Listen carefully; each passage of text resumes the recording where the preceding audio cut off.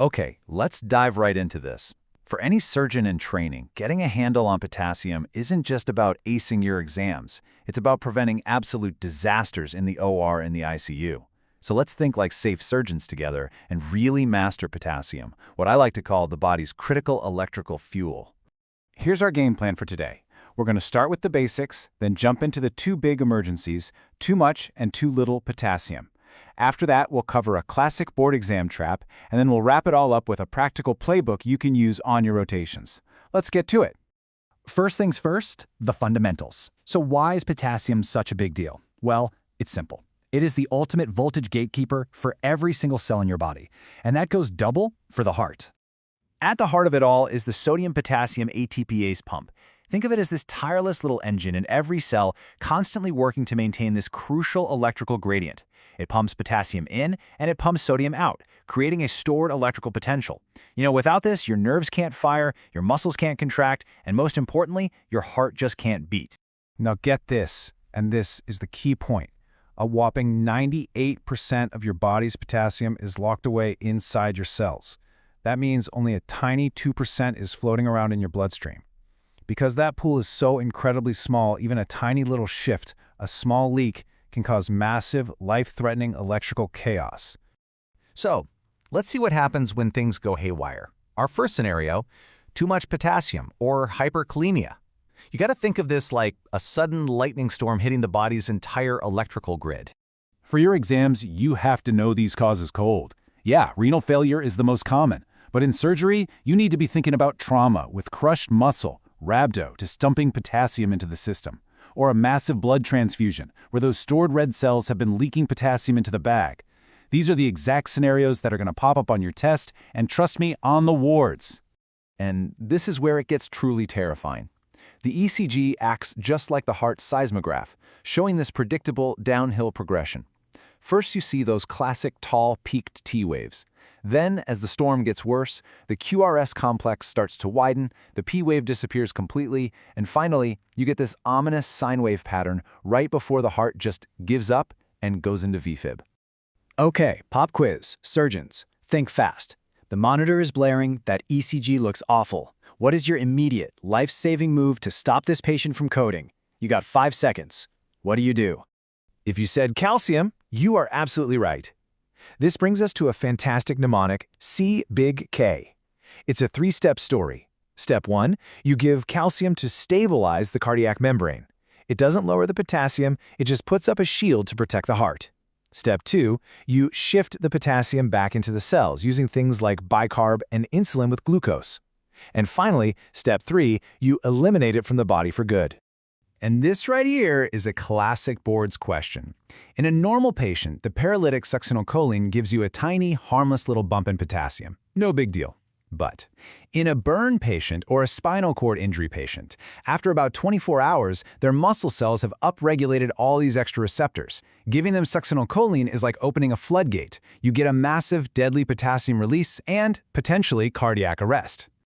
Okay, let's flip the script. We've talked about the lightning storm.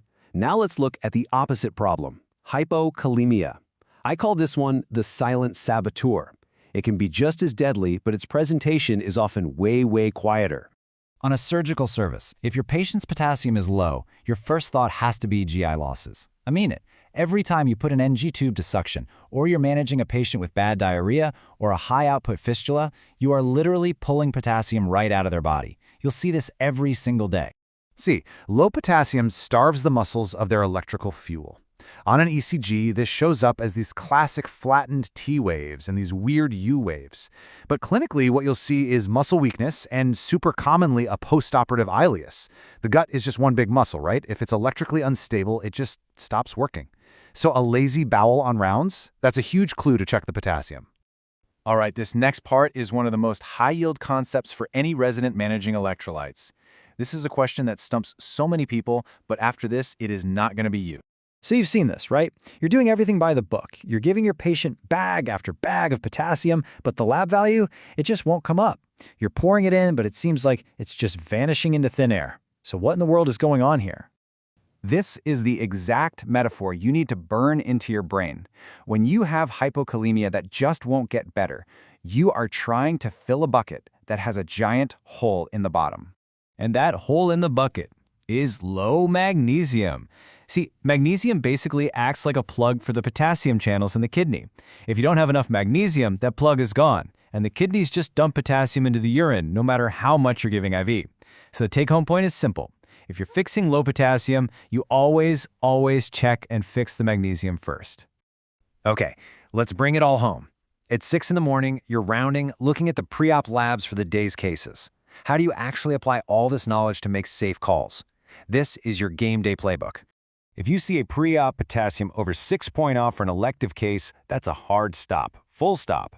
A level this high is a major red flag for cardiac arrest under anesthesia. You've got to stop, figure it out, and correct the problem before that patient goes to the OR. So how do you make the call?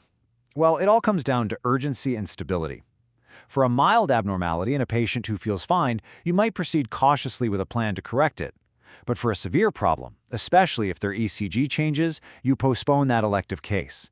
Now, for a true emergency, the surgery goes, but you are starting aggressive, ICU-level treatment at the same time. And this is the ultimate board-style mentality you need to adopt. An unstable cardiac membrane, which you can see on the ECG, is a true surgical emergency. The exact number on the lab report is way less important than what the heart is telling you it's feeling. That's the patient who needs help, right now. Here's your first high-yield summary slide. Go ahead and screenshot this, put it in your notes. This is everything you need for a quick review. Know the ranges, know the ECG finding, and know that key phrase that's going to unlock the question on your exam. And here is the second key summary. For any hyperkalemic emergency, just remember this logical flow. First, you stabilize the membrane. Second, you shift the potassium into the cells to hide it. And third, you eliminate it from the body. Stabilize, shift, eliminate. Simple as that. And that wraps up our deep dive on potassium. Just remember, safe surgeons don't just know the answers for a test, they understand the why behind it all, so they can prevent disasters before they ever happen. Always think in these clear, safe steps to protect your patients. Now go be safe surgeons today. And for more content just like this, make sure you like and subscribe.